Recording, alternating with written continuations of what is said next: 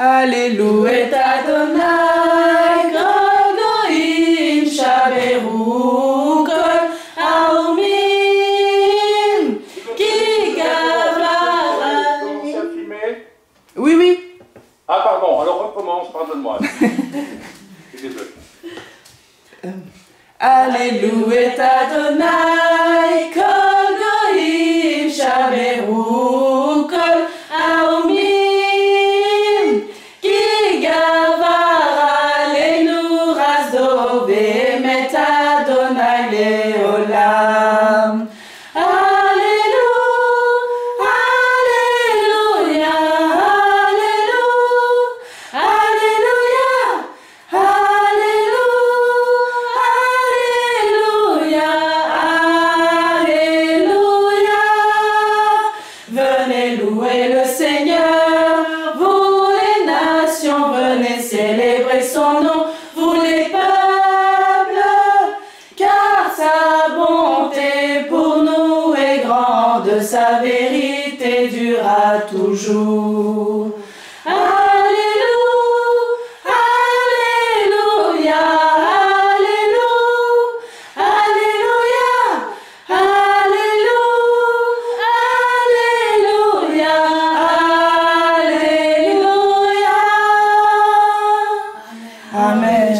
Oui, merci Seigneur. Vraiment, je veux te louer, Seigneur, cet après-midi et venir devant toi, Seigneur, avec un cœur ouvert, Seigneur, avec un cœur qui entend et qui voit ce que tu veux dire à travers ton serviteur, Seigneur. Je te bénis et je te rends la gloire et l'honneur de ce que tu vas nous dire cet après-midi, Seigneur. Mon cœur est ouvert, Seigneur. Je veux entendre, Seigneur. Et je te remercie pour ce que tu vas nous dire encore et encore, Seigneur. Alléluia. Je te bénis, Père éternel. Merci, Seigneur. Amen. Alléluia. Je te loue et te glorifier cet après-midi, Seigneur. Que mes louanges montent à toi comme des parfums de bonne odeur, Seigneur. Je te rends gloire et honneur, Seigneur. Seigneur, je veux entendre ce que tu veux me dire cet après-midi, Seigneur. Je veux ouvrir mon cœur, Seigneur, pour connaître, Seigneur, les secrets, Seigneur, de mon cœur, Seigneur. Que vraiment tu me parles, que tu diriges ton doigt, Seigneur, sur mon cœur, que tu appuies là où tu dois encore changer, Seigneur. Là où tu veux nettoyer dans mon cœur, Seigneur. Je veux vraiment me préparer, Seigneur, à entendre ta voix, Seigneur, au nom puissant de Jésus. Amen. Amen. Shema Israël, Adonai Eloheinu, Adonai Echad, Baruch Shem Kevod, Malchuto, Leolam Vaed.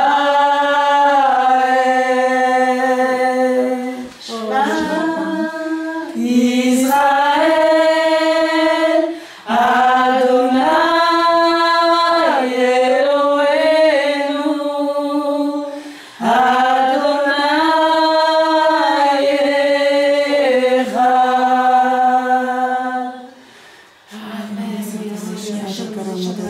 Seigneur, oui, comme tu as compté, Seigneur, parce que tu nous reprends, c'est pour que nous puissions être vraiment ce que toi tu veux que nous soyons, Seigneur.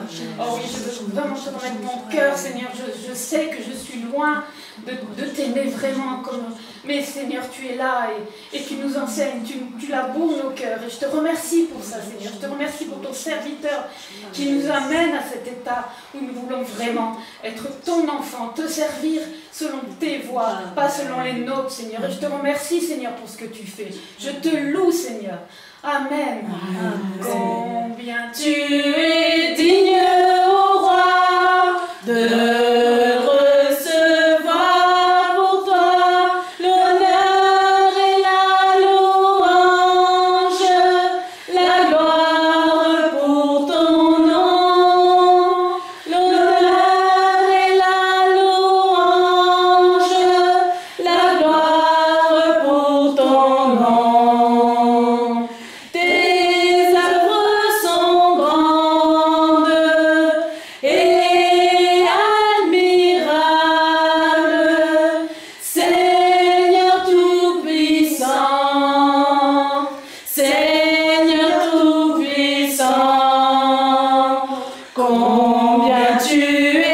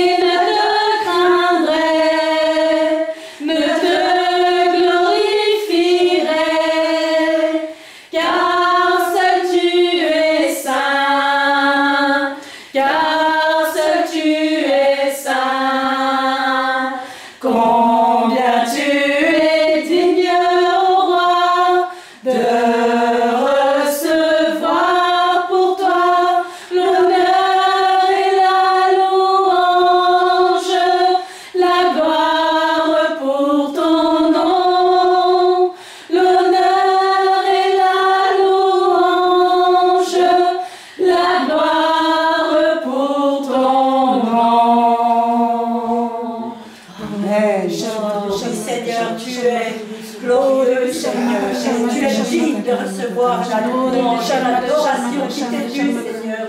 Merci, Père, dans le nom de Jésus. Merci pour tes bontés, Seigneur.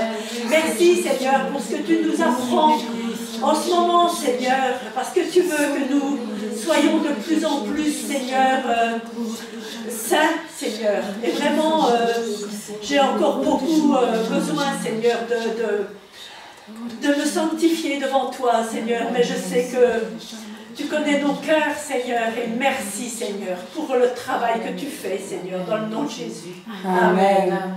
Alléluia. Jour de joie, jour de victoire, il est en sa main d'en haut, me retire des grandes eaux, il me saisit et me délivre, l'Éternel est mon appui, devant tous mes ennemis, Dieu se lève avec éclat, et il marche devant moi.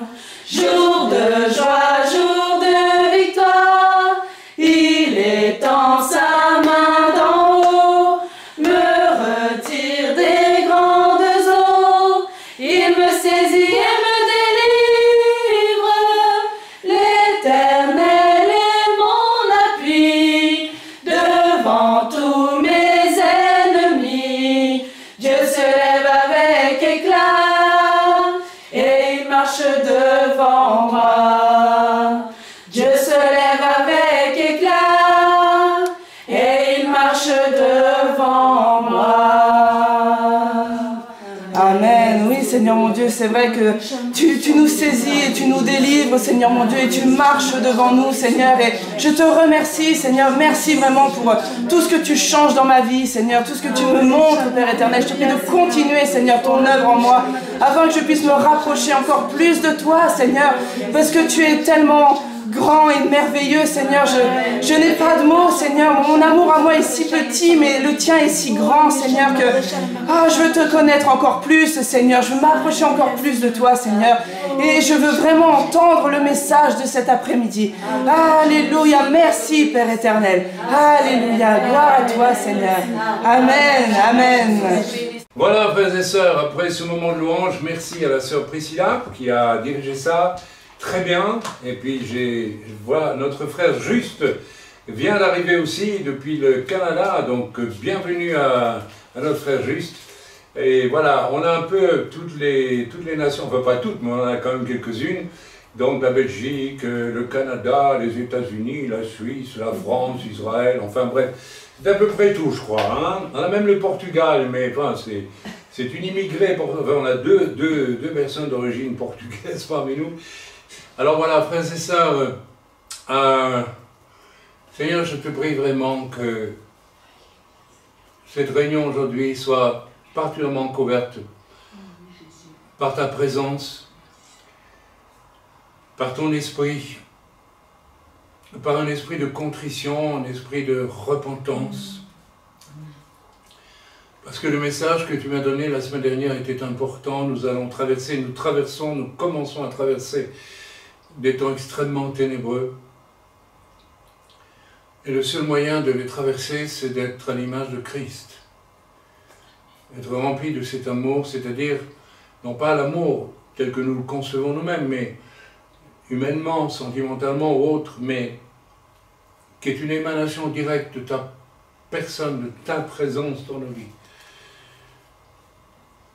Et Seigneur, nous voyons que il y a une difficulté chez certains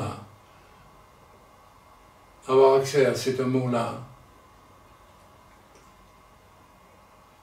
Seigneur, tout ce qui se dit chrétien ne t'aime pas nécessairement. Il le déclare peut-être, mais il ne le vit pas. Seigneur, tu regardes toujours au fond de nos cœurs.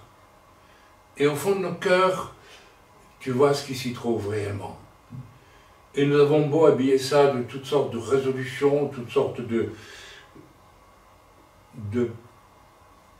d'activités. Toi, tu regardes au fond de nos cœurs. Je te remercie pour cela, Père. Et pendant que je te priais, Père, avant de commencer cette réunion, j'ai eu une vision terrible. terrible, absolument terrible. Je n'avais jamais eu une vision comme celle-là. J'ai vu la croix avec Jésus qui était en train de mourir sur la croix pour nous ouvrir à tous, à toute l'humanité. Simplement, je dis bien simplement, dans les souffrances terrifiantes, autant spirituelles que psychiques, que physiques, que morales, nous offrir gracieusement la réconciliation avec Dieu. Réconcilier avec Dieu signifie aussi que Dieu doit nous transformer. Nous avons entendu tantôt dans la prière de Priscilla, « Seigneur, j'ai hâte d'entendre pour comprendre mieux, etc. » Mais rarement on entend « j'ai hâte d'écouter la parole de Dieu pour que tu me transformes. » Je pense que la meilleure disposition pour écouter la parole de Dieu, ce n'est pas de l'écouter, pour dire, tiens, j'ai compris, ou tiens, j'ai appris quelque chose. Tout ça ne sert à rien du tout. Le but de la parole de Dieu, c'est que Dieu puisse transformer en nous, non pas par notre intelligence, mais par notre cœur, dans une écoute sensible du cœur, où l'âme, l'intelligence, tout est soumis à une écoute humble. Je pense que le lieu du buisson ardent, en face duquel Moïse se trouvait, c'était le feu de Dieu qui était là. C'était Dieu dans sa puissance la plus absolue. Mais Dieu avait demandé à Moïse, enlève tes chaussures. Si tu veux être en relation avec moi, il va te falloir une grande humilité. Et beaucoup de chrétiens fréquentent Dieu à travers des cultes, des réunions, tranquilles. Je vais apprendre quelque chose. Je me rappelle d'une femme qui a dit un jour, un peu étonnée, mais enfin, nous avons tellement entendu déjà de messages, en parlant de mes messages, et puis d'autres, sans doute, j'espère. Mais nous n'avons pas changé. Nous n'avons rien appris. Voilà où est le problème. Vous n'écoutez pas la parole de Dieu pour qu'elle trouve un terrain humble en vous, où elle va pouvoir travailler, semer ce qu'elle doit semer, récolter ce qu'elle doit récolter. Et vous vous retrouvez quelquefois, après 20 ans, 30 ans, 40 ans de vie chrétienne, au même point qu'au départ. Vous n'avez même pas commencé votre vie chrétienne. Vous avez traîné une espèce de vie chrétienne d'apparence, mais Dieu n'a pas pu faire son travail dans vos cœurs. Frères et sœurs, la vision que j'ai eue est terrible. J'étais horrifié de ce que j'ai vu. J'ai vu Jésus mort sur la croix. Et j'ai vu une personne humaine, quelqu'un que je connais, qui était monté sur la croix et qui avait le dos contre Jésus et qui regardait tout. Et vous savez, nous disons souvent, il nous faut aussi passer par la croix pour que Dieu y transforme intérieurement nos vies. C'est ça que ça veut dire, passer par la croix. Bien sûr, nous ne subirons jamais ce que Jésus a subi, mais la puissance du pardon acquise par les souffrances de Christ a le pouvoir de nous transformer à son image. Mais la personne que je voyais sur la croix avait une espèce de sourire. C'est une personne orgueilleuse. Et d'une certaine façon, elle disait, je suis sur la croix, moi, parce que moi je suis capable d'y monter. Je n'arrive pas à expliquer ce que j'ai vu vraiment. Mais il y avait un orgueil dans ce comportement.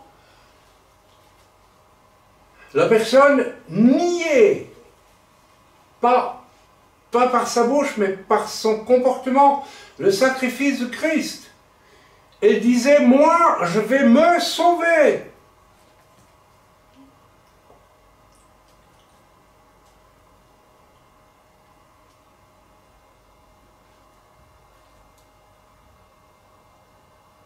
Quel peut être l'inspirateur d'une telle chose? C'est le diable. Des chrétiens fils du diable. Mais il y en a eu dans l'histoire de l'Église, beaucoup, croyez-moi. Et aujourd'hui, le Seigneur interroge, es-tu un fils ou une fille du diable? Parce que jamais, jamais, tu n'as renoncé à ton orgueil. Et même tu es sur la croix, où se trouve Jésus, qui vient mourir pour toi. Et tu dis, moi je vais me sauver. C'est une drôle de vision que j'ai eue. Frères et sœurs, que ça puisse nous réfléchir. Je crois que ça va être le message aujourd'hui. La première chose que je vais vous dire, c'est que je découvre soudain qu'il y a une avalanche de contrefaçons de messages sur Internet aujourd'hui, sur YouTube et partout. C'est effrayant. Et je vous demande d'être très vigilant parce que il y a des contrefaçons, énormément de contrefaçons. Il n'est pas impossible qu'un de ces jours, vous entendiez ou vous voyez mon visage et on mettra sur moi des paroles que je n'ai pas dites. Il y a des gens qui trafiquent aujourd'hui. Est-ce que c'est avec l'intelligence artificielle? Je ne sais pas, je crois. Mais nous entrons dans un temps d'absolue contrefaçon. On ne pourra plus rien, on ne pourra plus faire confiance à quasiment rien, sinon au Saint-Esprit qui peut nous dire tout de suite, attention. J'ai commencé à me rendre compte que Billy Graham, par exemple, a prêché d'excellents messages sur d'excellents sujets. Donc j'ai commencé à les diffuser et j'ai commencé à me rendre compte qu'il y avait de drôles de messages de Billy Graham. Alors là où j'ai vraiment eu la puce à l'oreille, c'est quand j'ai vu que Billy Graham prophétisait pour le 13 juin 2025 quelque chose qui allait arriver. Que je sache, Billy Graham est mort il y a déjà quelques années. Mais les chrétiens, et il y avait toute une série de commentaires admiratifs. Donc les chrétiens, certains chrétiens ne connaissent même pas Billy Graham, ne savent même pas qu'il est mort, et puis ils prennent pour argent comptant un faux message de Billy Graham. Alors vous savez, le piège, c'est que le message était un bon message. Mais peut-on écouter un message qui est falsifié dans son contexte, sans avoir l'attention attirée? Alors j'ai visionné 2 ou 3 autres messages de Graham, et puis je découvre des choses inouïes. Par exemple, voilà ce que vous devez manger pour faire fuir les sorcières. Et des choses, il y en a plein. Alors, je ne vais pas m'étaler longtemps sur tout ça, je pense que ces gens ont un accord avec des sociétés publicitaires, parce que dans chaque message, maintenant, vous avez automatiquement 3 ou 4 coupures avec des publicités. Donc les publicitaires recherchent sans doute des gens qui trafiquent des messages pour augmenter les vues, et donc augmenter la pub, et donc faire marcher le commerce de ceux qui font de la pub. Vous m'avez compris. Nous sommes, après tout, nous avons un président américain dont la philosophie, c'est juste faire du business. Et nous allons dans un monde où on n'aura plus comme valeur que de faire du business. Si bien que ça ne sera pas compliqué de proposer la marque de la bête aux gens. Si tu veux continuer à t'enrichir, il faut prendre la marque de la bête. Et beaucoup de gens vont la prendre à cause de cela. Parce que les valeurs fondamentales de l'évangile, du salut, de la parole de Dieu, qui étaient des valeurs qui étaient encore prédominantes dans nos sociétés occidentales il y a peu de temps finalement, ben, sont remplacées par des valeurs comme celle-là. Mes amis, attention. Nous sommes en train de nous engouffrer dans cet océan de choses diaboliques dont j'ai parlé la semaine dernière. Et il nous faut vraiment, d'une part, du discernement, et d'autre part, savoir qui nous sommes dans cette affaire. Il y a énormément de chrétiens aujourd'hui qui suivent et qui suivent et qui suivent des, je dirais même, quelquefois des ministères à caractère sensationnel ou sensationnaliste et qui sont en train de se faire avoir comme les mouches arrivent sur un attrape-mouche. Et une fois qu'ils sont pris, ils y collent. Ils perdent le bon sens critique, la bonne, sobre attitude des gens humbles et intelligents. Quand on est humble, on devient intelligent. Quand on est orgueilleux, on devient généralement très peu intelligent. C'est une loi, vous savez. Je l'ai vérifié 100 fois. Mes amis, j'en viens au message. Nous vivons ici en Israël un moment plus que de guerre, plus que événementiel. Nous vivons un moment eschatologique et prophétique. Ok? Amen. Qui peut, n'est-ce pas, amener très vite dans la foulée Gog et Magog, Armageddon et la fin. Nous sommes entrés avec cette guerre contre l'Iran dans quelque chose de complètement eschatologique. C'est le lion de Juda contre le lion de la Perse. Ok, nous sommes dans un temps d'apocalypse, de révélation, et nous allons voir de plus en plus des choses bibliques, prophétiques se manifester, j'allais dire couramment, c'est-à-dire devant nos yeux, parce que nous sommes entrés dans un temps d'apocalypse eschatologique, de révélation, et j'ai prêché là-dessus en long et en large pendant des mois. Le mot apocalypse veut dire révélation, ça veut dire que si Dieu va révéler ses plans, et le diable va être obligé de révéler les siens, parce que Dieu garde le contrôle de tout. Amen. Et nous aussi, chacun individuellement, moi comme vous tous, nous devons être révélés pour ce que nous sommes vraiment, réellement. Et depuis 2 semaines, 3 semaines, nous avons vu parmi nous des gens qui ont été révélés pour ce qu'ils sont et qui ne veulent pas voir vraiment dans la profondeur du mal qui génère ces choses. Qui les gèrent en surface, parce qu'ils sont orgueilleux. Mes amis, dans ce temps, nous vivons dans l'œuvre des moments très difficiles, nous allons venir, quasi effrayants, pour ceux qui sont humbles et qui sont doux de cœur. Il y a des comportements qui peuvent devenir effrayants, tellement ils sont à l'opposé de l'humilité. Ces comportements-là sont aussi eschatologiques parce qu'ils vous révèlent. Je demande à ceux qui sont concernés de faire très attention. Vous êtes révélés. Vous n'avez pas l'air de le réaliser, mais aux yeux de Dieu, vous êtes révélés. Alors, vous arrangez les choses à votre façon, par un petit « je suis désolé », vous savez, ce genre de mots-là, mais vous avez été révélés de façon foudroyante. Vous devriez faire très attention. Vous pouvez encore, mais il va falloir passer du temps devant Dieu. Beaucoup de temps devant Dieu.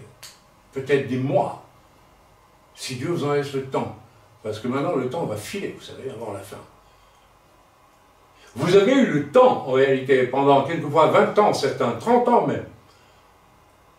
Et vous n'avez pas écouté Dieu. Vous avez fabriqué une religion, vous avez écouté la parole de Dieu, comme on écoute, au fond, on lit un livre ou on écoute une bonne émission de télévision culturelle. Vous n'avez pas laissé la parole de Dieu vous visiter en profondeur et vous transformer. J'espère qu'il n'est pas trop tard pour vous. Ma perception est que Dieu veut amener un réveil qui ne peut que surgir au travers d'âmes qui sont humbles, saintes, des âmes saintes, empreintes de diverses qualités qui procèdent de Dieu, c'est-à-dire de l'amour à l'état pur, l'amour qui est Dieu. Voyez mon dernier message.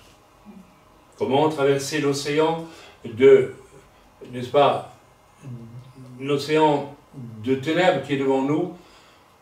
Comment le traverser? Rappelez-vous le message de la semaine dernière, c'est il y a 7 jours. Amen. En aimant d'une façon qui dépasse tout ce que l'on peut imaginer comme limite. J'ai donné un témoignage. Et certains, lorsque vous péchez, vous avez si peu d'amour que c'est juste, quand vous voulez bien vous excuser, quand vous voulez bien demander pardon. Votre repentance, c'est un copec.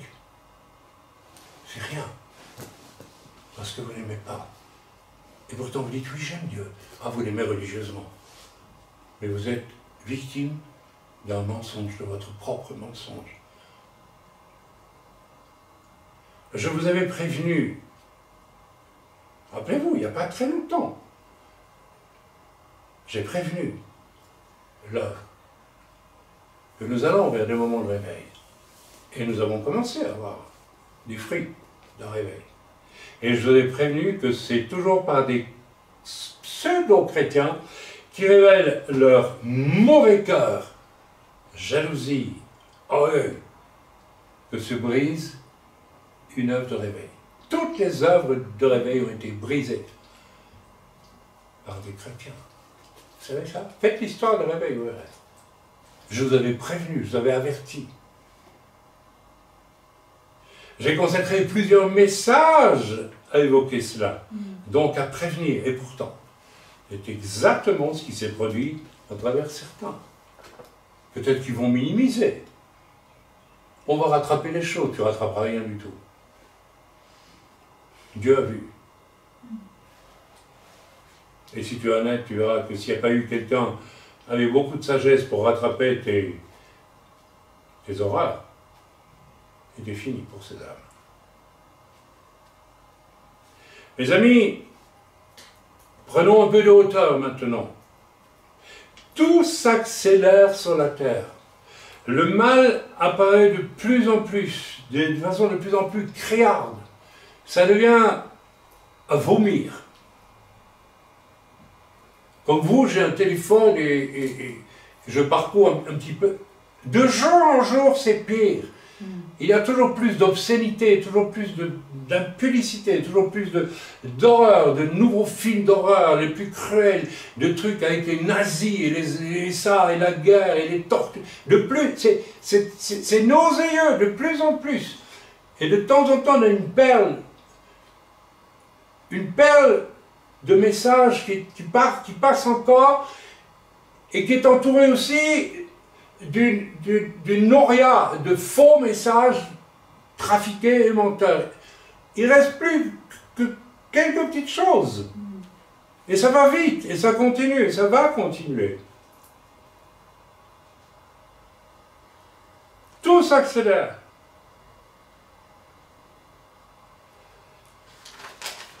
Tout s'accélère.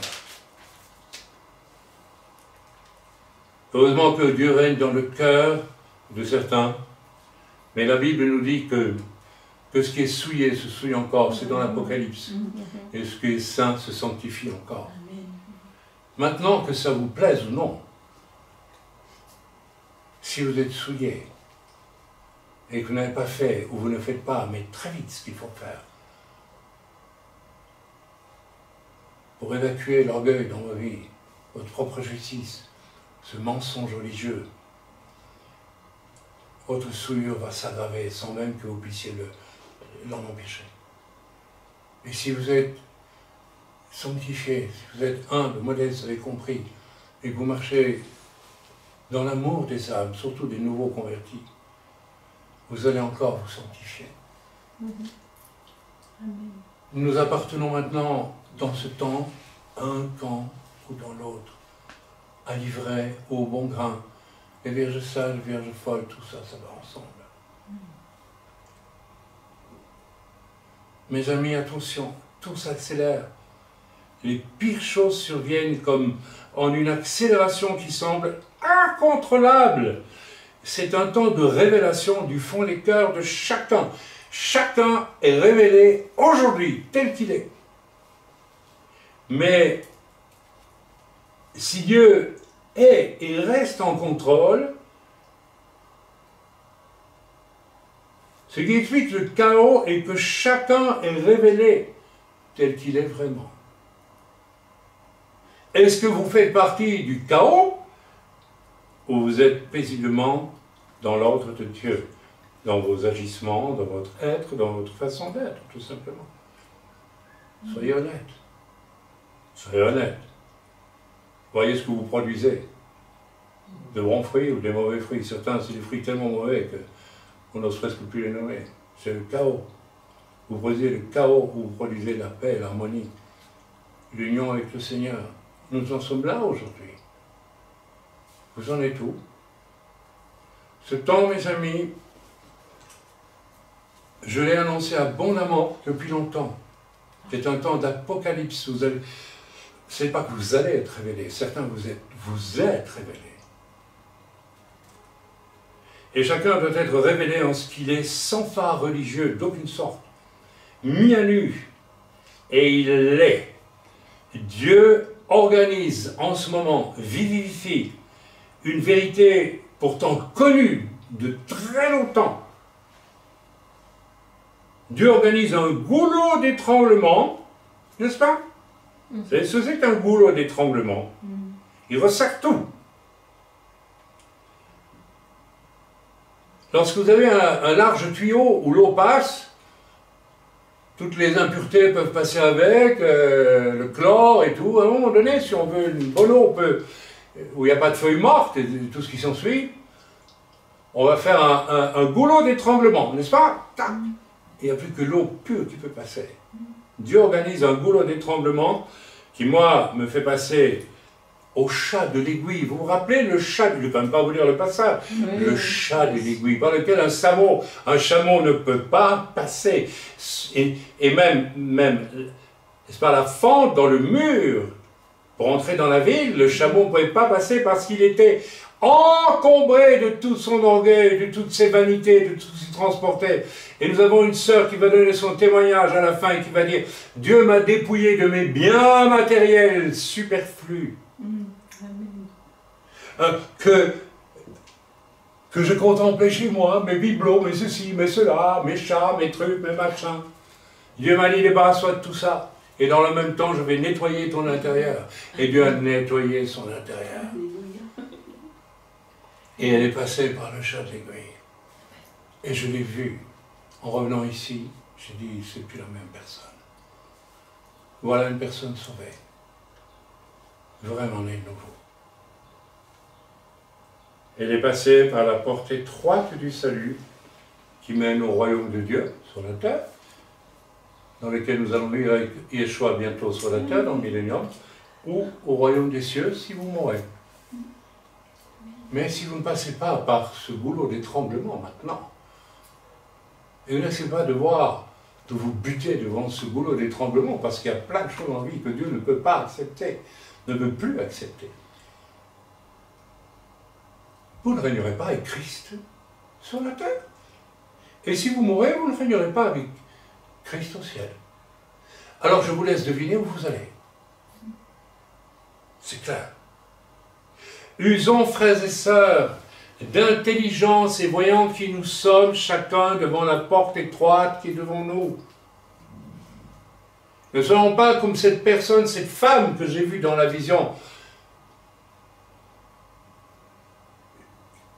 qui est sur la croix de Christ et qui dit « Je me sauve moi-même ». Je suis tellement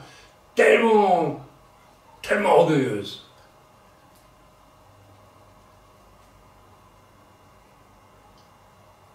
C'est une image terrible ce que j'ai vu en priant. Je ne sais pas si elle vous saisit, mais moi, c'est le comble du comble de l'arrogance face à celui qui est mort pour nous sauver et qui nous a offert gratuitement le salut. C'est la déclaration, moi, je n'ai pas besoin de ce salut-là, je me sauve moi-même. Vous allez dire, ça n'existe pas, ça existe. Vous avez des gens qui sont tellement pétris d'orgueil qu'en réalité ils ne veulent pas. Ça les humilie de devoir reconnaître qu'ils sont pécheurs et qu'ils sont zéro devant Dieu. Et ils ne le supportent pas. Moi, zéro devant Dieu, ah non. Je veux bien que Dieu me sauve, mais je suis quand même quelqu'un. J'exagère à peine. Usons d'intelligence, mes amis, les événements des dernières semaines ont révélé au grand jour certains cœurs parmi nous. Est-ce qu'ils s'en rendent compte? J'en suis même pas sûr. Vous savez, les bien l'Écriture, ils ont des yeux, ils ne voient pas, ils ont des oreilles, ils n'entendent pas. Pharaon avait des yeux pour voir, il a vu tout ce qu'il a vu. Hein. Il avait des oreilles pour entendre, comme Moshe lui a dit, laisse aller mon peuple, autrement il va t'arriver des bricoles, mon vieux, tu vas voir. Il a entendu, mais il n'a pas entendu. Il avait des oreilles, il n'a pas voulu entendre. Il avait des yeux, il a vu, mais il n'a pas voulu voir. L'orgueil est comme ça.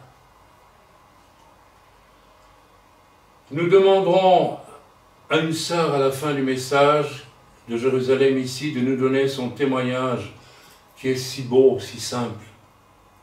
C'est-à-dire comment le Seigneur l'a dépouillée grâce à des mois de recherche, des mois. Elle a passé des mois devant Dieu. Où Dieu a commencé, Dieu voyant qu'elle désirait trouver la clé de son problème. Dieu a dit, puisque tu veux savoir, je vais te montrer. Et ça va prendre 6 mois, 8 mois, 10 mois. Je vais te montrer pièce par pièce tout ce qui dans ta vie ne me convient pas, parce que tu me le demandes. Alors, je vais te le montrer. Pas en 5 minutes comme ça, non, en prenant le temps. Parce que autant tu as construit ces choses dans ta vie pendant autant d'années, autant il me faut du temps pour t'amener à voir la vérité de ces choses dans ton cœur. Tu n'es pas une jeune fille ou un jeune homme de 15 ans qui se convertit. Tu es peut-être un chrétien entêté d'orgueil qui a 40 ans, 50 ans, peut-être 60 ans, peut-être 80 ans aujourd'hui. Au prorata de cela, Dieu doit prendre du temps pour te montrer si tu veux vraiment ce qui ne convient pas à Dieu dans ta vie. Nous demandons à cette sœur de témoigner à la fin du culte. Et cela l'a rendu capable d'être un chameau, qu'elle me pardonne de la traiter de chameau, qui était chargé de sacs énormes de gauche et de droite, d'orgueil, de vanité, de bibelots, de toutes sortes de choses qui illustraient son orgueil de vie, tout simplement.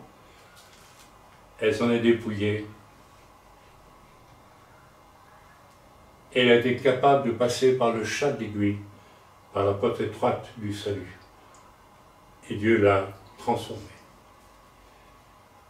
Attention, mes amis, le temps est très court, et soit nous restons devant la porte étroite, le goulot d'étranglement, et nous ne passons pas parce que nous sommes orgueilleux, amoureux de nous-mêmes, désireux comme cette personne que j'ai vue sur la croix de nous sauver même nous-mêmes, tellement nous sommes insensés, tellement nous avons un héritage d'orgueil effrayant. Il y a des gens et des familles qui ont des héritages d'orgueil effrayants. Mais si nous ne passons pas par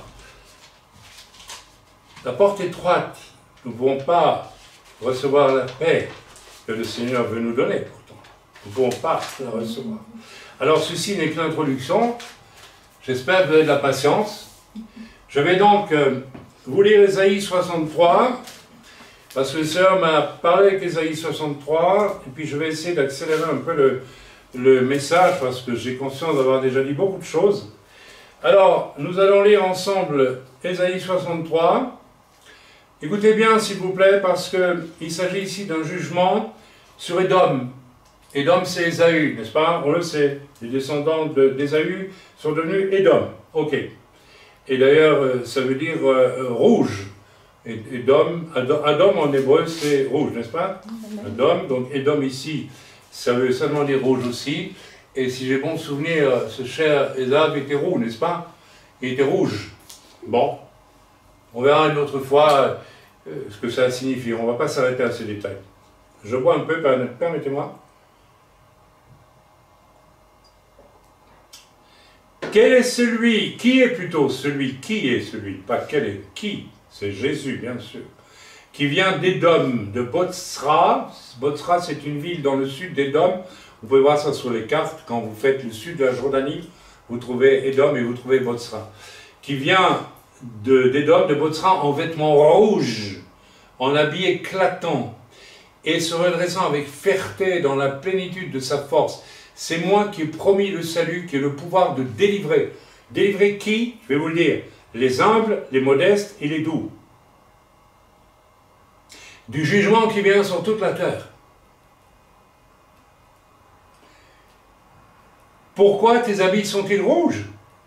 Et tes vêtements comme les vêtements de celui qui foule dans la cuve. Oh oh! La cuve de vin dans laquelle on montait jadis, et il n'y a pas encore si longtemps que ça, en France aussi, on marchait sur les raisins et le raisin coulait par en dessous. Et on avait donc les jambes toutes rouges, et peut-être les habits aussi tout rouges. Verset 3, j'ai été seul à fouler au pressoir. C'est le pressoir de l'humanité, c'est les humains.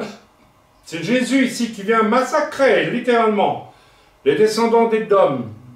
Plutôt, les Édomites qui sont des descendants d'Ésaü, retenez ça. Et nul homme d'entre les peuples n'était avec moi. Ça veut dire que Dieu peut utiliser des hommes pour juger, mais ici le jugement est tellement radical que Dieu dit c'est moi qui juge et qui détruit. J'ai besoin de personne, je ne veux personne, c'est moi qui le fais.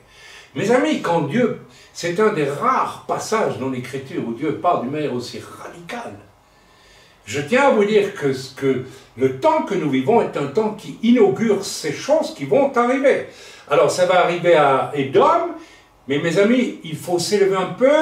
Nous allons découvrir avec un tout petit peu d'intelligence que Édom, ça peut concerner à peu près n'importe qui sur la terre, aussi. On y vient. Je les ai foulés dans ma colère, je les ai écrasés dans ma fureur. Il y a une fureur de Dieu qui se prépare. Vous allez voir que le problème d'Édom, c'est même le problème des Jordaniens aujourd'hui. Tantôt, ils sont amis avec Israël, qui sont les descendants du frère d'Ésav, Yaakov, et de temps en temps, ils ne le supportent pas, ils sont jaloux et ils veulent tuer Yaakov, encore aujourd'hui. Et retenez ça. La jalousie, le désir de dominer est très présent dans le cœur d'Ésav, et vous allez voir qu'il est très présent dans le cœur de beaucoup d'humains, et même de gens parmi nous. Je les ai foulés dans ma colère, je les ai écrasés dans ma fureur, leur sang a rejailli sur mes vêtements, et j'ai souillé tous mes habits, car un jour de vengeance était dans mon cœur. Et l'année de mes rachetés est venue. Qu'est-ce que ça veut dire, l'année de mes rachetés? Je vais vous dire. Cet épisode d'Ésaïe 63 est à mettre en rapport très certainement, je ne sais pas exactement dans quel enchaînement temporel, mais avec, n'est-ce pas, Gog et Magog qui se pointent là. Hein? Et puis Armageddon, et puis la fin. Ok?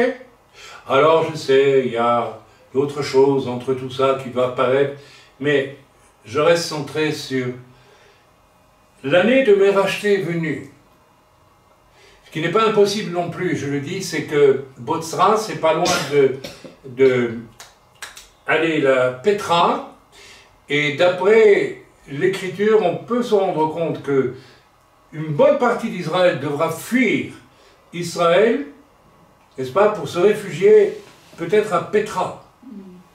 Ce qui veut dire que l'armée israélienne accompagnera peut-être des civils qui fuiront Israël dans le moment où Gog et Magog, ou à mon avis plutôt Armageddon va paraître, puisque Armageddon c'est les armées occidentales et les armées perses et russes et autres qui veulent tous venir sur Jérusalem pour prendre Jérusalem, et évidemment comme ils se détestent entre eux, ils vont s'entretuer.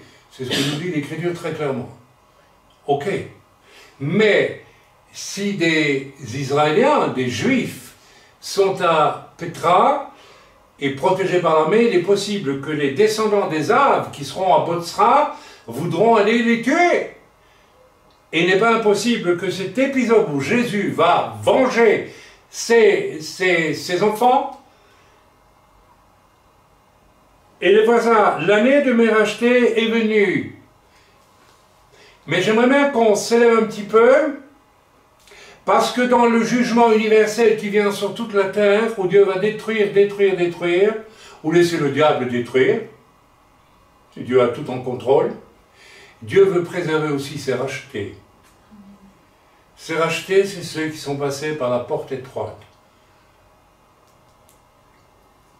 C'est ceux qui peuvent dire, je n'ai pas honte, ni de fausse humilité, ni d'orgueil à le dire, quand je suis seul dans ma chambre, le soir, je suis dans une telle paix, où Dieu me dit, tu as été rudement imparfait, comme tous les hommes, mais j'ai pu te transformer. Ça me plaît, Chaim, que tu sois comme ça maintenant. Je suis un racheté. Je suis passé par la porte étroite. Oh, j'ai dû abandonner beaucoup de choses. J'ai dû apprendre beaucoup de choses. À pardonner, à m'humilier, à reconnaître mes erreurs de parcours. On en fait tous. Ah oui, alors je suis un racheté. Je regardais personne pour m'aider. J'étais étonné, personne pour me soutenir. Alors mon bras m'a été en aide et ma fureur m'a servi d'appui. J'ai foulé, alors écoutez bien, des peuples dans ma colère. Je les ai rendus ivres dans ma fureur et j'ai répandu leur sang sur la terre. Ici, on s'accroche avec Armageddon, où Dieu va détruire des peuples sur toute la terre, mes amis. C'est pas seulement Édom, c'est pas seulement Ésav. Alors on va aller un tout petit peu. On a compris une chose, c'est qu'ici, il est question, n'est-ce pas, d'une parole prophétique qui est à mettre dans le cadre de Gog et Magog et d'Armageddon. Je ne vais pas rentrer dans les détails, mais vous avez compris, ok? Nous avons compris que Dieu voulait protéger aussi une partie d'Israël à Petra, et aussi que Dieu voulait protéger tous ses rachetés parmi les nations. Ok? Vous avez compris, vous avez accepté ça. Ok? Maintenant, n'est-ce pas, si nous considérons ce qu'il dit de Jésus, ses vêtements sont pleins de sang de jugement, de destruction. Mes amis, nous allons entrer dans ce temps. La signification, n'est-ce pas, c'est la suivante. Humains, rebelles et orgueilleux, ennemis de Dieu, tout en vous disant ennemis de Dieu. Voici votre sang dont je m'enivre dans ma colère, car votre orgueil a méprisé mon sang qui a été versé par et pour la grâce, pour que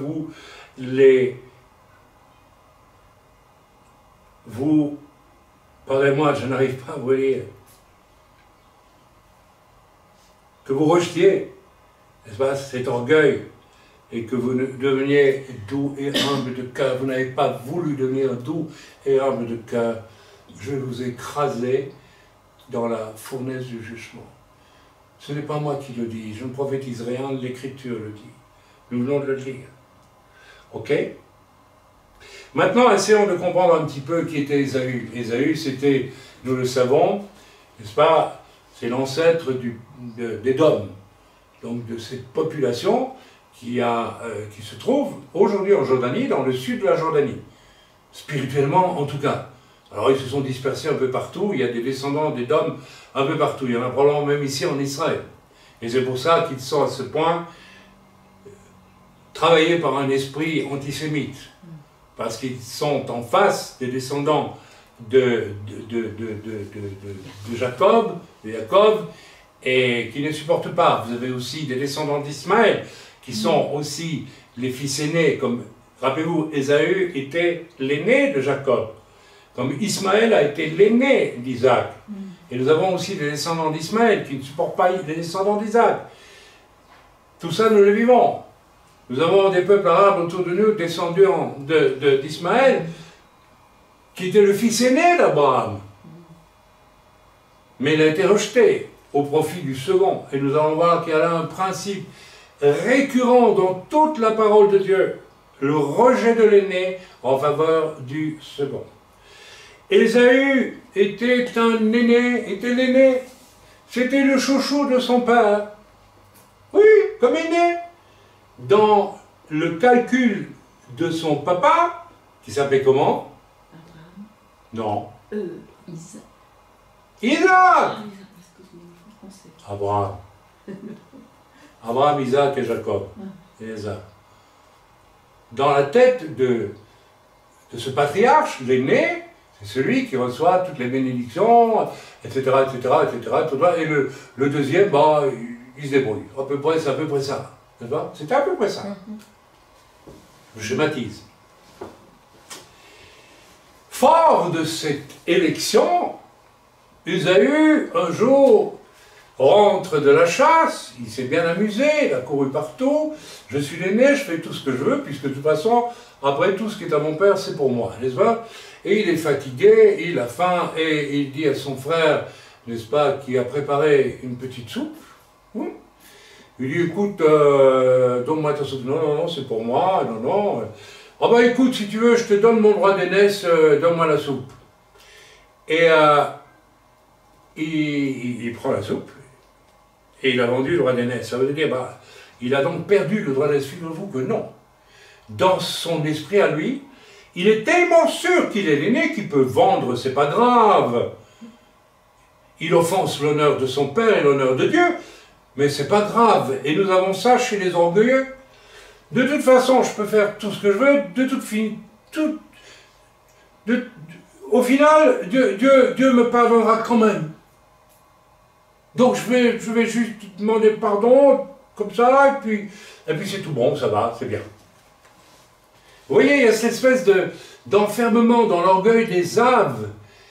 Il se dit, ouais, bon, pardonnez-moi l'expression, mon crétin de fils, il va me donner sa soupe, il va croire que je lui ai vendu mon droit d'aînesse, mais c'est un idiot, je le garde quand même mon droit d'aînesse, qu'est-ce qu'il espère?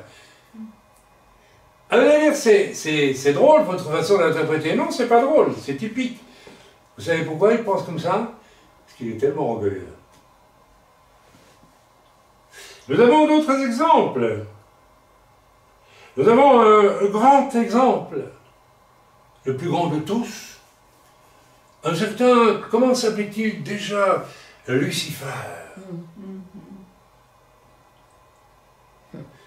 Il va vouloir monter et prendre la place de Dieu. Dieu va le rejeter. Et en pensant à lui, je pensais au Hamas. Vous savez pourquoi? Parce que tout le monde dit, si le Hamas voulait reconnaître sa défaite, la guerre s'arrêterait. Ça s'arrêtera jamais. Vous savez pourquoi? Parce que le diable est derrière. Le diable sait qu'il a perdu sa place de premier archange. Mais il ne l'accepte pas. Il ne peut pas l'accepter, parce que son orgueil l'empêche de l'accepter.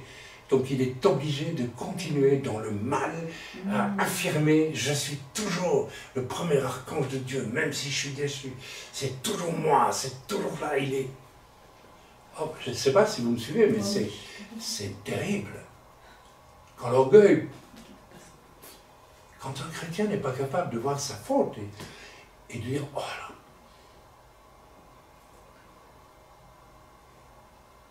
Il est vu comme Satan. Ni plus, ni moins.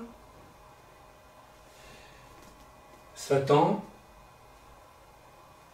c'est par le mal, est devenu prisonnier de son orgueil, lequel orgueil est devenu sa prison. L'orgueilleux est prisonnier de son orgueil, il fabrique sa propre prison. Et généralement, il n'en sort plus. Ou alors, il faut qu'il soit assez intelligent pour dire « Non mais ça suffit maintenant, c'est abominable.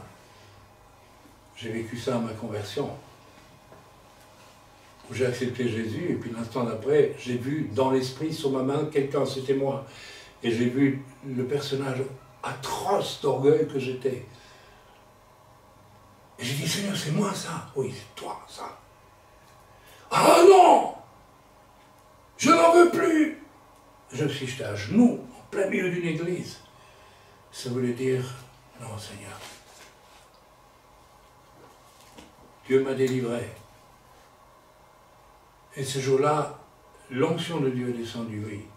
Il lui a dit, parce qu'il renonce à son orgueil, et qu'il l'avoue en public en plus, avec larmes, avec quelque chose de fort, de violent, de déterminé, alors je peux le prendre vers moi et l'utiliser.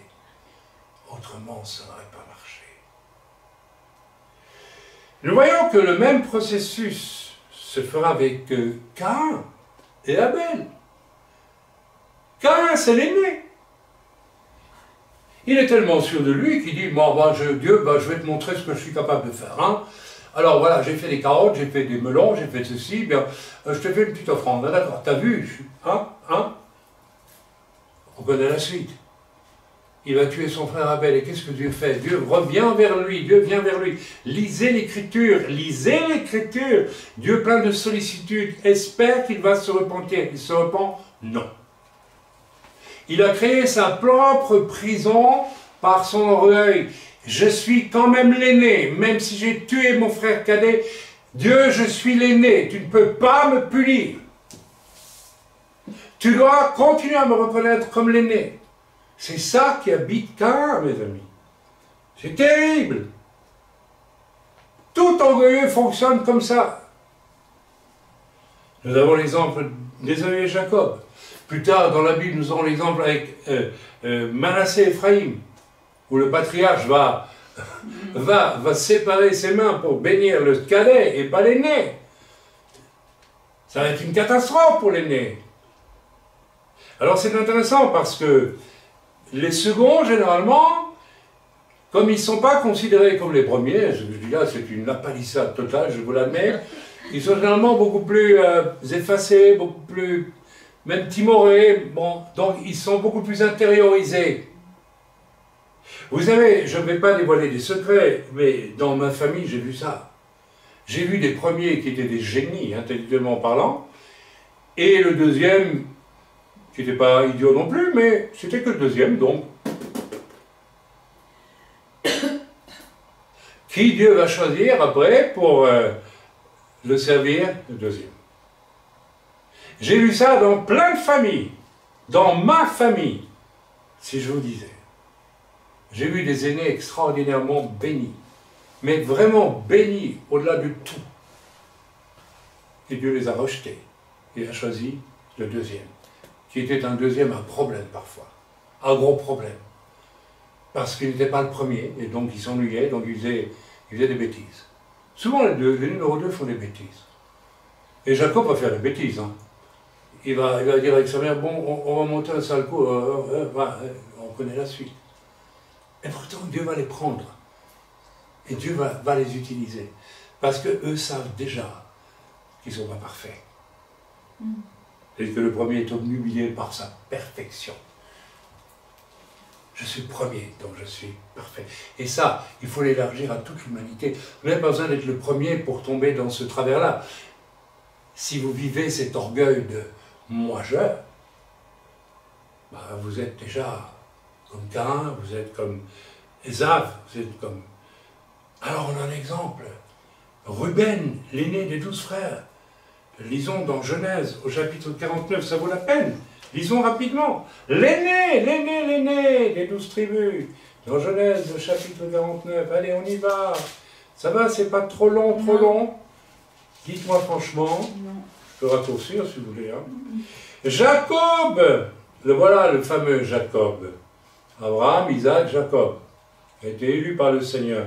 Appela ses fils et dit, assemblez-vous et je vous annoncerai ce qui vous arrivera dans la suite des temps. Alors, écoutez, Israël, votre père. Donc, Jacob. Ruben, toi, mon premier-né, ma force et les prémices de ma vigueur. Donc, c'est pas n'importe quoi, hein. C'est l'aîné, hein. Ok. Supérieur en dignité et supérieur en puissance. Ah ben, il a la totale, lui, l'aîné, là, hein. Il a tout ce qu'il faut. Impétueux comme les eaux. Tu n'auras pas la prééminence. Ah ben voilà, tu l'auras pas. Et pourquoi? Car tu es monté sous la couche de ton père, tu as souillé ma couche en y montant.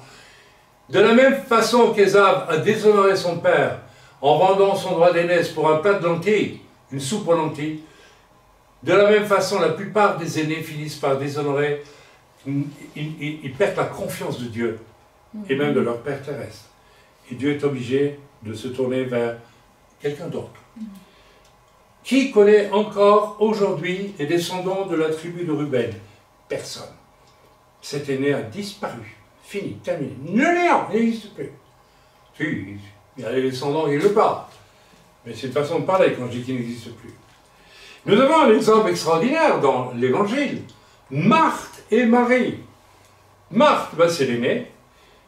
C'est celle qui fait des remontrances presque à Jésus en disant « Mais tu te rends compte là? Moi je range tout ici pour toi et puis tu laisses ma petite sœur en train de rien faire, elle t'écoute là, etc. » Elle fait la leçon à Dieu. Hein. C'est la première, elle dirige tout. Et Jésus qui va lui dire « Marthe, ta sœur a choisi. » Marie c'est la seconde. Hein. Elle a choisi la bonne part qui ne lui sera pas ôtée. Ce qui veut dire, sous-entendu, Marthe, ta part à toi, tu perdras tout.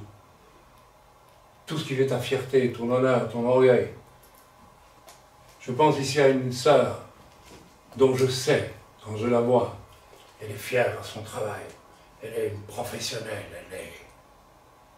Je lui annonce quelque chose, tu vas tout perdre. Tout ça, c'est vanité, des vanités, rien d'autre.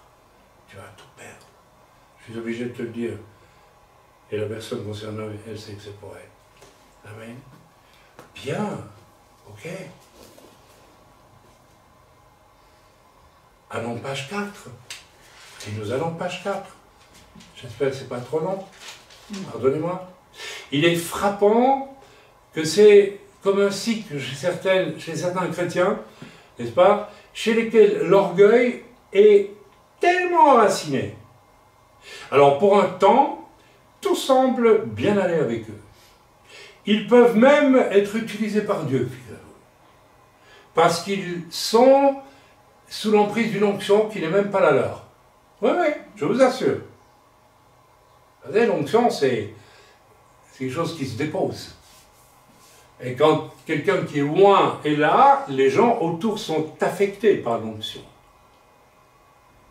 Et il y a même des gens qui peuvent être utilisés par Dieu pour un petit temps, parce qu'ils sont imprégnés d'une onction qui n'est pas la leur. Oui, oui, oui, absolument. Et voilà que soudain, l'orgueil fait retour, ressurgit, et ils vivent de violemment, comme ça, brutalement. Par exemple, nous avons vu un duo qui évangélise avec une sœur vraiment modeste, une sœur même diminuée dans ses capacités physiques. Oui, diminuée. Donc il a droit à un respect profond, parce que dans l'état où elle est aveugle, aller évangéliser est un acte merveilleux. Il faut beaucoup d'humilité pour le faire. Et elle est partie en duo avec quelqu'un d'autre, qui à un moment donné a décidé, alors que le principe des duos, c'est la soumission l'un à l'autre, et pas une décision unilatérale de l'un sur l'autre, elle a décidé, non, c'est moi qui décide. on va faire ceci, on va faire cela, etc. Évidemment, le duo a volé en éclats immédiatement. L'orgueil est apparu. Et la personne devient inaccessible, perchée, on ne sait pas trop où. Mes amis, attention, je sais que la personne qui m'écoute va dire, ben oui, c'est moi, mais il faudrait que cette personne ne se contente pas d'entendre ça et dire, ben oui, je vais demander pardon à la personne que j'ai offensée, etc. Il faut faire beaucoup plus que ça. Il faut faire beaucoup plus que ça. Il va falloir aller se placer devant Dieu et dire, mais Seigneur, je suis capable de ça. J'ai en moi un esprit de domination, un esprit d'orgueil terrifiant. Et je peux même humilier une personne déjà diminuée physiquement. Je suis capable de ça, parce que ça satisfait mon désir de dominer. Là, vous avez besoin, j'insiste, de prendre 1 mois, 2 mois, 3 mois, 6 mois devant Dieu pour demander à Dieu de vous visiter en profondeur pour vous faire détester tout ce qui dans votre âme fonctionne comme ça. Et arrêtez de toujours penser que ça vient de vos ancêtres ou de ceux... Mes amis, l'Écriture dit que les enfants ne mangeront pas les raisins aigres des parents. Et inversement. Si vous voyez ça dans votre famille, eh bien, vous y échappez. Vous décidez, au moins, ben, je le rejette. Vous n'êtes pas obligé de répéter ce que vous avez vu faire par d'autres. Attention, mes amis, si nous refusons de faire ce travail avec humilité, jusqu'à ce que cette chose soit haïe dans notre cœur et rejetée définitivement, nous restons dans l'état où nous sommes quand nous agissons comme ça. Et vous savez ce que nous sommes? Nous sommes déjà un loup ravisseur. En dominant autrui, nous le dévorons. L'orgueil fait de n'importe quel orgueilleux un. Vous voulez savoir la recette du loup ravisseur? La voilà. Et n'importe lequel d'entre nous peut devenir un loup ravisseur. Un atome de jalousie vis-à-vis d'autrui, je suis un loup ravisseur. Un atome d'orgueil, je suis un loup ravisseur. Je suis déjà un loup ravisseur. Waouh!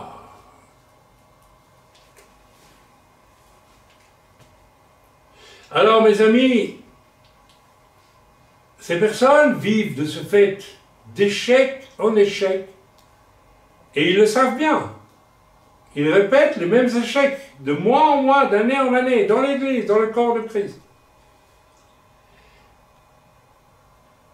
Ils souffrent du syndrome Ésaü, l'aîné, le syndrome Caïn, le syndrome Marthe. Ils sont profondément convaincus d'être des gens formidables et que Dieu n'a rien à leur apprendre en réalité. Ah, ils vous diront, non, non, non, je ne crois pas ça. Parce qu'en plus, l'orgueil amène un esprit menteur, d'autoséduction. Et les gens ne se rendent même plus compte qu'ils sont autoséduits par eux-mêmes et par le diable qui est dans leur comportement. Regardez, Ismaël, frère aîné d'Isaac, la même chose. Alors pour ces gens, on prêche 2 ou 3 fois où on va servir le Seigneur. Et puis soudain, l'orgueil rejaillit. Et comment et de quelle façon par moment? Jusqu'à amener la laine du diable en plein milieu de l'église. S'il vous plaît. Là, Dieu doit vous écarter. L'orgueil, mes amis, est un mal et le malin incarné. Et non vaincu, non évacué, en profondeur, il devient maître et il devient une prison. Et certains, vous êtes dominés par votre orgueil et vous êtes emprisonnés vous-même par votre propre orgueil. Ce qui fait que vous êtes paralysés. Ce qui fait que lorsque vous péchez, vous êtes presque incapable de vous repentir en réalité. Ou vous le faites. Ne cherchez pas plus loin la source de comportements qui deviennent soudain blessants, destructeurs pour l'Église et pour autrui, c'est l'orgueil. Je retourne et j'avance, rassurez-vous. Nous allons lire maintenant, n'est-ce pas, un autre passage dans Ésaïe, n'est-ce pas, 2. Alors attention, parce que là, c'est l'énoncé du jugement qui vient. Il va venir sur vous, si vous êtes concerné par ce problème de l'orgueil. Il va venir. Il n'y a aucun problème, il n'y a rien à espérer en dehors de ça. Et nous allons donc lire Ésaïe chapitre 2. Et je dis, c'est cela? Oui. Nous lisons Ésaïe chapitre 2. Nous y voilà. À partir du verset 6 jusqu'au verset 26. On ne peut pas lire tout, on n'aura pas le temps, donc j'ai dit Ésaïe 2, pardon, excusez-moi, Ésaïe 2, c'est ça? Car tu as abandonné ton peuple, la maison de Jacob, parce qu'ils sont pleins de l'Orient, et adonnés à la magie comme les Philistins, et parce qu'ils s'allient aux fils des étrangers.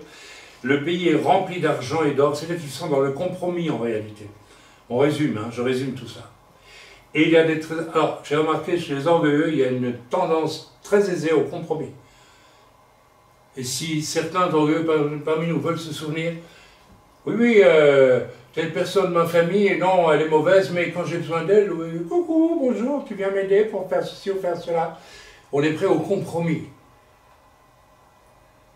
Celui qui est humble et doux de cœur et qui est saint ne peut pas vivre avec le compromis, c'est impossible. Il le rejette automatiquement. Alors on peut lire la suite, le pays est rempli d'argent et d'or, il y a des trésors sans fin, ils ont tout ce qu'il faut. Hein. Les orgueilleux ont tout ce qu'il faut, ils sont... Ah oui.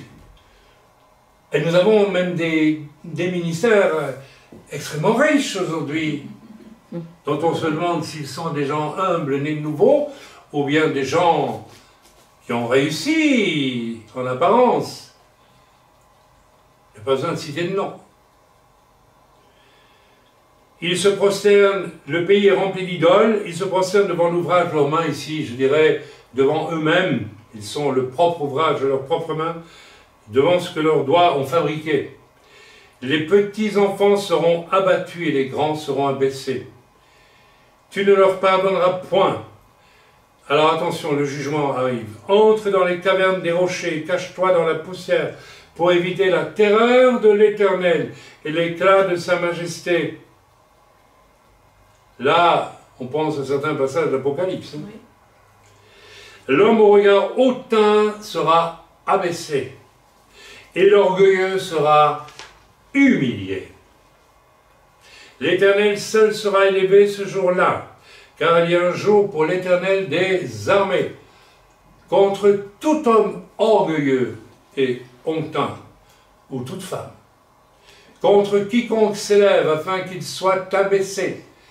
Ça, c'est le jugement qui vient, mes amis. Contre tous les cèdres du Liban hauts et élevés, contre tous les chênes de Basan, contre toutes les hautes montagnes et contre toutes les collines élevées, contre toutes les hautes tours, tout ça c'est des symboles de l'orgueil, hein, et contre toutes les murailles fortifiées. Ah oui, parce que alors là, l'orgueilleux, il crée sa prison et puis il est prisonnier de sa prison. Vous voyez? Contre toutes les murailles, les voilà, contre toutes les murailles fortifiées. Tout sera démoli. Contre tous les navires de Tarsis et contre tout ce qui plaît à la vue. L'homme orgueilleux sera humilié et le hautain sera abaissé. L'Éternel seul sera élevé ce jour-là. L'Éternel seul sera élevé ce jour-là. Toutes les idoles disparaîtront, à commencer par l'idole du moi. On entrera dans les cavernes des rochers et dans les profondeurs de la poussière pour éviter la terreur de l'Éternel et l'éclat de sa majesté. Ces choses viennent, mes amis, quand il s'élèvera pour effrayer la terre. En ce jour-là, les hommes jetteront leurs idoles d'argent et leurs idoles d'or qui s'étaient faites pour les adorer. C'est ce que ma sœur, n'est-ce pas, qui est en face de moi, a fait. Elle s'est débarrassée de toutes ces petites idoles domestiques. Elle n'avait pas des dieux en or et en argent, mais elle avait des bibelots et des choses et tout un maniérisme de petites idoles. Elle le dit elle-même. Elle a tout jeté.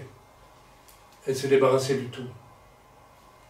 Vous êtes capable de vous débarrasser de la moitié de ce que vous avez dans votre intérieur?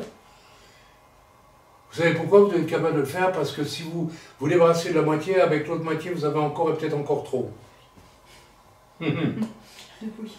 Vérifiez comment vous êtes attaché à vos biens. Ils entreront dans les fentes des rochers et dans les creux des pierres pour éviter la terreur de l'Éternel et l'éclat de sa majesté quand il se lèvera pour effrayer la terre. Cessez de vous confier en l'homme. Orgueilleux, arrêtez de vous confier en vous-même, dans les narines duquel il n'y a qu'un souffle. Car de quelle valeur est-il? De quelle valeur est ton souffle? Quand Dieu te le reprend, tu n'en as plus. Tu n'existes plus. Alors, mes amis, le jugement vient. Je vous ai lu ce passage. D'ailleurs, il est en rapport direct par les théologiens entre le passage d'Ésaïe 63. Il y a une relation directe. Vous pouvez voir ça dans vos études bibliques. Alors, à présent, nous allons nous élever un petit peu. Nous sommes passés des Aves à toute la kyrielle des orgueilleux aînés que Dieu a rejetés. Nous sommes arrivés sur l'orgueil tout simplement chez n'importe qui. Et maintenant, nous allons vers à peu près toute l'humanité. Le Seigneur vient pour juger aussi toutes les figures d'autorité abusives. Les pasteurs abusifs. Qui ont une relation avec le corps pour le dominer et en tirer profit, et pas du tout pour l'aimer. Ça fait une grande différence. Attention, je n'ai pas dit que le pasteur qui a l'autorité est un homme abusif. Non, non, non, non. Un homme qui aime a beaucoup d'autorité en même temps. C'est, n'est-ce pas, le chesed et la gvoura, n'est-ce pas, la bonté d'Abraham et la rigueur d'Isaac. Et l'homme qui a de l'autorité et de la rigueur a aussi le cœur d'Abraham, un cœur de bonté. Vous devez reconnaître dans vos serviteurs s'ils ont de la rigueur et de la bonté en même temps. S'ils n'ont pas ça, allez-vous-en. Et ce besoin de dominer les gens pour faire valoir même sa théologie est quelque chose de redoutable. Le vrai serviteur de Dieu se fait serviteur des âmes. Il se met d'une certaine façon à la remorque des âmes pour essayer de les amener là où Dieu veut les amener. Il n'essaie pas de leur dire, regardez comme je suis brillant et écoutez-moi. Voyez le conflit que Jésus a eu avec les chefs religieux. Il en est aussi des chefs de dénomination dans nos mouvements chrétiens. Ok, qui se préoccupent juste de défendre le statut de leur dénomination aux yeux des autres, mais qui ne prêchent plus du tout l'évangile. Ou qui prêchent un évangile édulcoré, transformé, adapté aux besoins de l'orgueil. Eh oui, et ça se voit beaucoup. Ok? La même chose pour... vous savez, une des choses que je redoute le plus, dans une église évangélique, c'est son bureau. Vous savez qu'on est obligé de faire un bureau s'il y a une association. Alors le pasteur ne peut pas être le président, c'est impossible, il n'a pas le temps. Alors vous mettez quelqu'un. Et à tous les coups, la personne, 2 fois sur 3, ça y est, c'est moi le patron. Et l'orgueil s'y met. Et nous avons vu ça dans la... Et nous avons vu des gens qui se sont élevés dans l'orgueil. Ils ont mis 1 année à mourir. Parce qu'ils ne se sont pas repentis. Qu'est-ce que le souffle de l'homme? Nous allons le lire dans Ésaïe, là. C'est rien du tout. Continue à t'enorgueillir, tu vas voir, quand Dieu va prendre ton souffle de vie, ce sera fini. Tu ne pourras pas revenir en arrière. Et mes amis, cet orgueil, il doit être jugé dans les chefs d'État, tous les rois de la terre vont être jugés, mes amis, tous. La liste des premiers, des orgueilleux dans l'histoire humaine, elle est considérable. Et pourtant,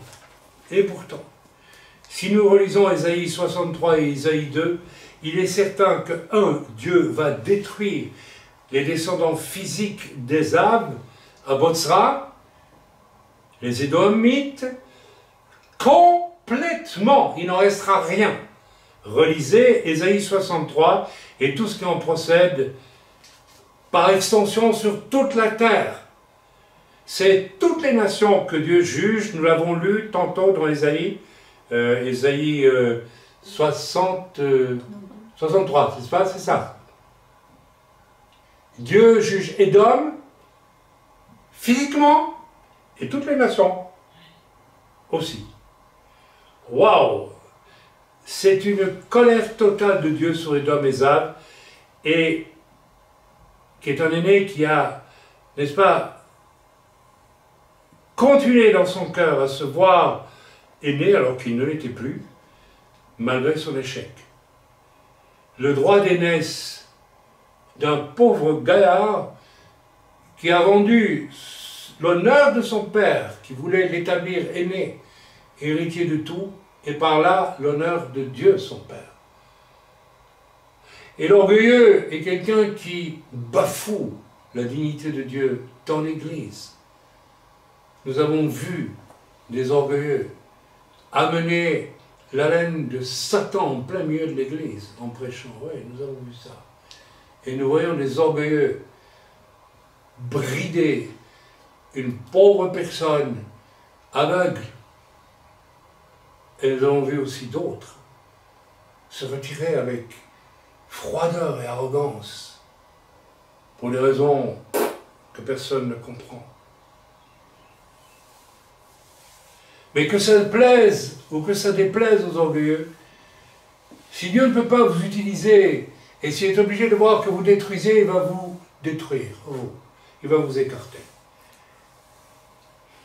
Et le fameux système où Dieu prend de Caïn, Abel, d'Ésaü, Jacob, de Manassé, Ephraïm, de Marthe, Marie, etc., etc., etc., etc., va continuer, n'est-ce pas, jusqu'au final, jusqu'à la fin.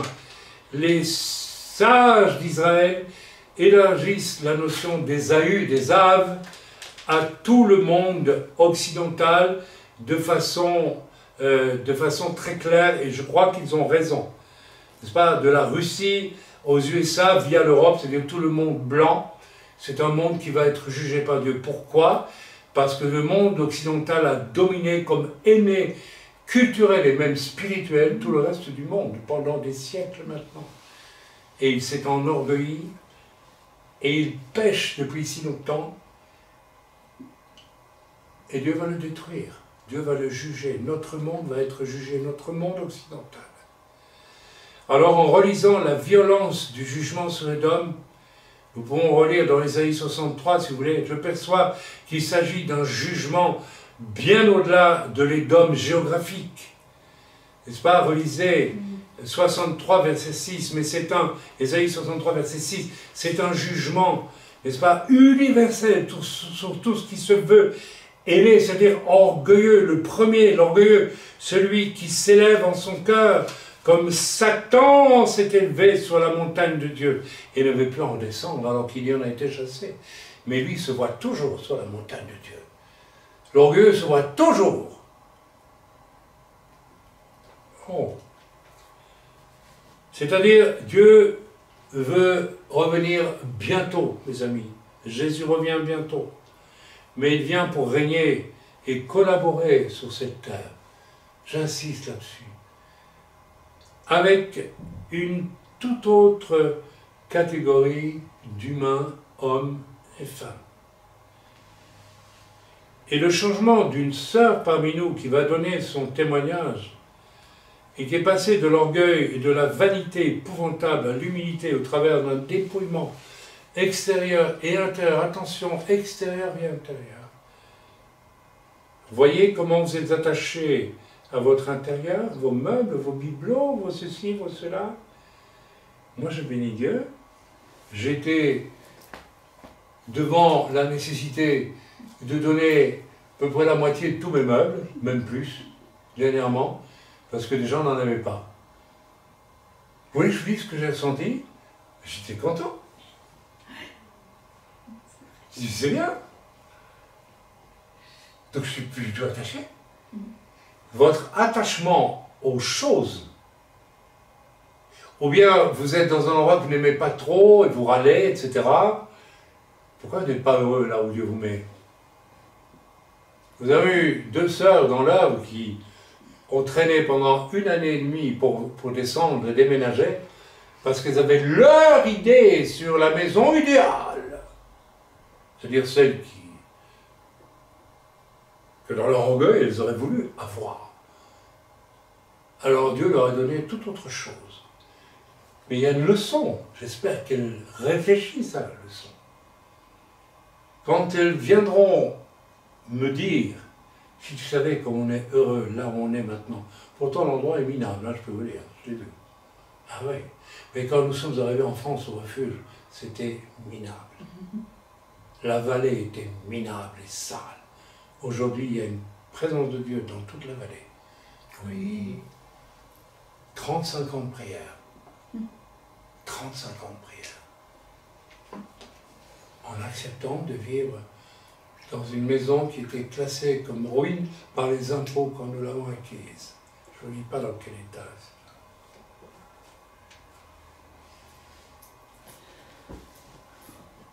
Le signe que Dieu va nous donner à travers son témoignage, n'est-ce pas? Le signe le plus extraordinaire, c'est qu'il y a un jour, elle avait reçu quelque chose de Dieu et elle a hésité à le donner. Et je lui ai fait la remarque, je dis, mais tu avais reçu quelque chose de Dieu, tu devais le donner à quelqu'un en grand danger. Un verset biblique. Tu te rends compte? Comme c'est grave. Tu as reçu de donner quelque chose à une personne en grand danger, une parole de Dieu, qui devrait la faire réfléchir. Et puis, tu ne l'as pas fait parce que la personne est rentrée chez elle. Je parle de Rivka, ici. Elle m'a téléphoné en larmes.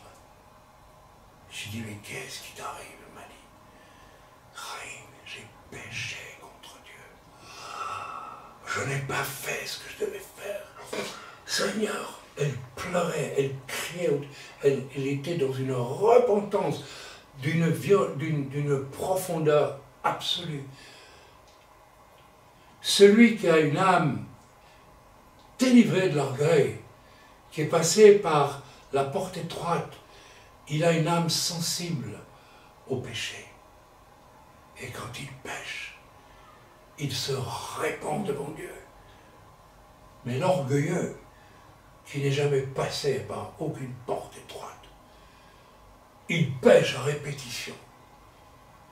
Et vous obtenez juste, je suis désolé. Passons à autre chose.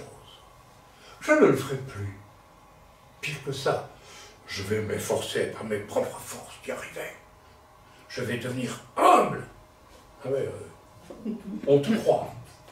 On te croit. On ne te croit pas du tout. Cette repentance réelle que j'ai connue à ma conversion, où Dieu a montré la laideur de mon orgueil, où je me suis jeté à genoux dans une église, j'étais un jeune chrétien de quelques jours, devant tout le monde, ça voulait dire, Seigneur, délivre-moi, je suis un être perdu par mon orgueil. C'était tellement violent que l'homme de Dieu est venu, il a mis sa main au-dessus de moi, et il a dit que tes chaînes sautent. Quelles chaînes? Les chaînes de mon orgueil. Elles ont sauté, j'ai senti qu'elles s'éclataient autour de ma poitrine, et une joie du ciel est descendue dans mon cœur. J'avais gagné. Après, Dieu a dû améliorer la mécanique. Il a mis 40 ans pour l'améliorer. Merci Seigneur. Nous allons finir, s'il vous plaît, avec quelque chose d'extraordinaire. Nous entrons, mes amis, dans une phase de jugement dont le but est de vous ouvrir, si c'est encore possible, chers orgueilleux, je ne devrais pas dire chers orgueilleux, terribles orgueilleux, les yeux et non de vous détruire, s'il est encore temps, s'il est encore possible, mais si vous persévérez, si vous restez enfermés dans l'orgueil que vous avez construit vous-même et dont vous avez fait votre propre prison, vos vies seront soudain écartées de tout dessein de Dieu. En fait, elles le sont déjà. Et je ne vous souhaite absolument, mais vraiment aucun mal, mais nous devons tous savoir que ce que nous avons lu dans Ésaïe, qu'est-ce que c'est que le souffle d'un homme. Et ton souffle de vie, Dieu peut te le reprendre à tout moment, il peut reprendre le mien aussi. Et c'est pourquoi je marche sagement, le plus sagement possible, en disant, Seigneur, chaque seconde je passe avec toi, chaque jour de la nuit, s'il te plaît, je t'écoute. Je ne dis pas Dieu, montre-moi. Je me tais et j'écoute. Mais Dieu me parle. Il me dit, aime ta femme. Aime-la. Comme ceci, comme cela, fais ceci, fais ça. Écris un tel, fais ça, agis. Réponds à tous tes mails, tous les gens qui t'écrivent et qui sont en détresse. N'en laisse aucun sans répondre. Si tu le fais, tu me montres que tu ne m'aimes pas. Parce que moi je les aime, même s'ils sont complètement tordus. S'ils t'écrivent, ils attendent quelque chose. Et si tu ne le fais pas, c'est que tu ne les aimes pas. Si tu ne les aimes pas, tu ne m'aimes pas. Tu ne m'aimes pas. Nous allons lire dans Matthieu 5, verset 1. C'est la fin du message. Et Rivka viendra témoigner. Dans Matthieu 5, verset 1. Un passage extraordinaire. Je vous avoue que j'étais souvent perplexe en disant ça, en me disant, mais c'est tellement profond, c'est tellement profond que, en réalité, il faut être en communion profonde avec Dieu. Il faut arriver à un point d'identification de nos cœurs avec l'amour de Dieu lui-même pour saisir ce qui est dit là. Voyant la foule, Jésus monta sur la montagne. Et après qu'il se fut assis, ses disciples s'approchèrent de lui, puis ayant ouvert la bouche, il les enseigna et dit, « Heureux les pauvres en esprit ». C'est-à-dire ceux qui savent dire « Amen » tout de suite. C'est tout.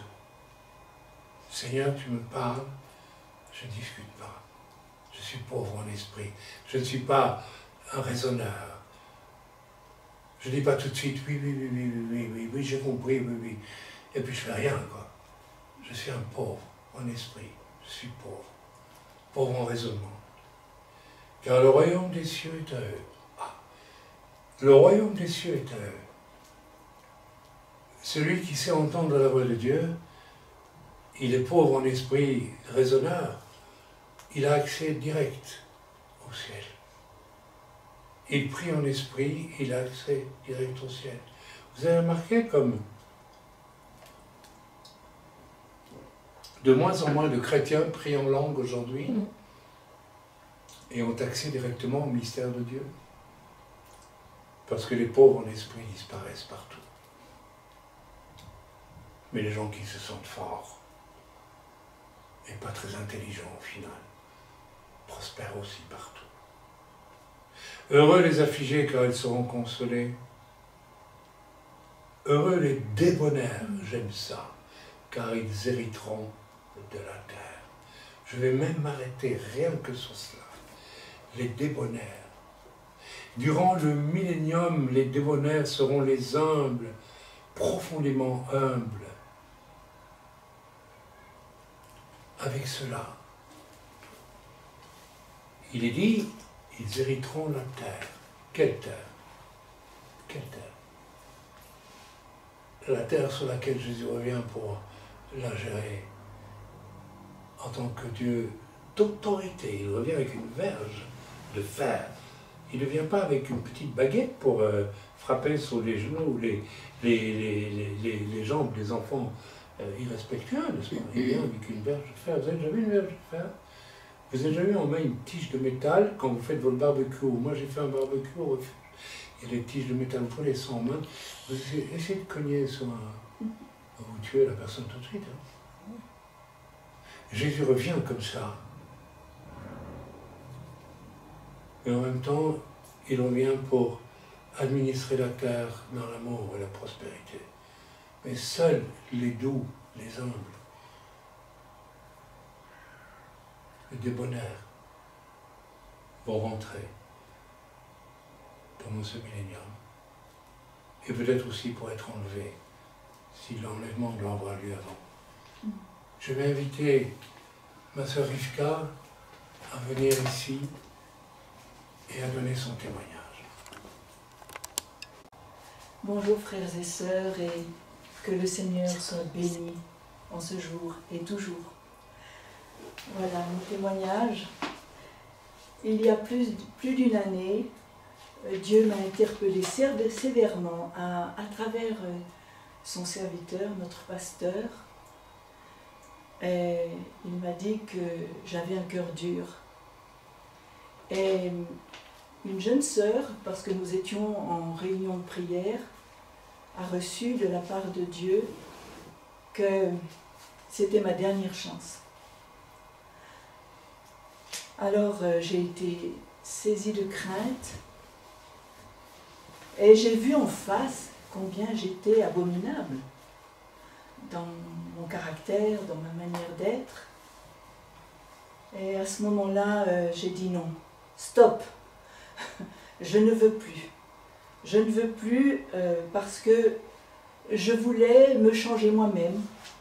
On a beaucoup parlé tout à l'heure. Je voulais me sauver moi-même par mes propres forces. Quel orgueil! Alors pendant des semaines, j'ai crié à Dieu, dans la honte, dans les larmes. Et je l'ai supplié, prié, selon le passage d'Ésaïe 36, du verset 25 au verset 27. Je vous laisse le soin de le lire. Et oui, je l'ai supplié, comme le verset 26 le dit, de me donner un nouveau cœur, un cœur de chair à la place de mon cœur de pierre, qui avait été mis en évidence devant toute l'Église. Alors je dois dire que cela ne s'est pas fait en un jour, comme un coup de baguette magique. Ça a pris beaucoup de temps, je pourrais dire des mois. Parce que pendant ce temps, il fallait du temps pour que le Seigneur me dépouille de mon orgueil, de ma vanité, de ma mondanité, de ma superficialité, de toutes ces choses qui encombraient ma vie et me donnaient ce cœur dur. Mais en même temps, je ne m'en suis pas rendu compte tout de suite. C'est maintenant, avec le recul, j'avais dans mon cœur le désir de me dépouiller, comme l'a dit notre serviteur tout à l'heure, de toutes ces choses qui avaient de l'importance pour moi et qui encombraient ma vie, qui étaient des idoles, effectivement. Et à ce moment-là, j'avais de la joie. J'avais de la joie de me débarrasser de tout cela. Et je me sentais libre, légère à tous les niveaux, parce que je l'avais lui seul. Et ma prière presque quotidienne, pour être honnête, je ne dis pas que je priais tous les jours, je disais, Seigneur, apprends-moi à t'aimer comme toi tu m'aimes et comme toi tu aimes. C'était ma prière tous les jours, beaucoup, très souvent. Et le Seigneur a répondu au cri de mon cœur. Et je lui en rends toute la gloire.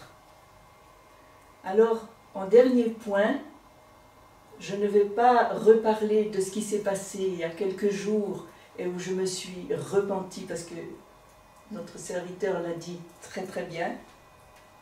Mais ce que je voudrais témoigner, c'est qu'à travers cette repentance, le Seigneur m'a parlé.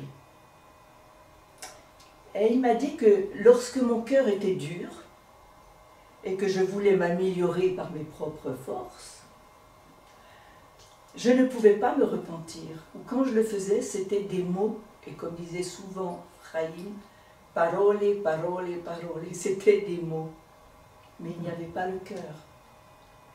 Et il m'a montré, après ça, que parce que je me suis laissée transformer par lui, il m'a donné cette sensibilité par son esprit, telle que j'ai pu vraiment me repentir du cœur.